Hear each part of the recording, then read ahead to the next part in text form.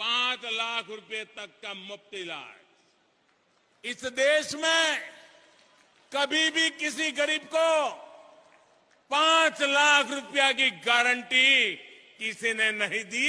एक स्कीम है मध्य प्रदेश की आयुष्मान कार्ड, जिसमें 5 लाख तक मुफ्त इलाज होता है। लेकिन अभी मेरा 2-4 महीने पहले का हालिया एक्सपीरियंस है। 5 लाख में जो मुफ्त इलाज होता है आयुष्मान कार्ड पे, आप चले जाइए मध्य प्रदेश के किसी भी सरकारी अस्पताल में, जब किसी को बड़ा ऑपरेशन या किसी भी चीज को 5 लाख के अंदर करवाना हो, वो हॉस्पिटल वाले एक्सेप्ट ही नहीं करते उस कार्ड को। उस आयुष्मान कार्ड का कोई मतलब नहीं है, वो कचड़े के डब्बे। नवीन बाबू सर्वप्रथम कहली पिला जन्म ठू नहीं मला पर्यंत सबकिछि नवीन बाबू करछंती।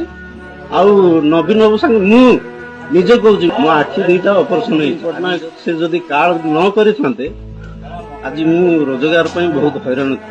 मो पाखे पैसा भी नथला। आज नवीन बाबू से कार्ड उपर आज मोर ये 2टा आखि सफल होती। मो आखि मु देखी पारुची भल भाव समस्त।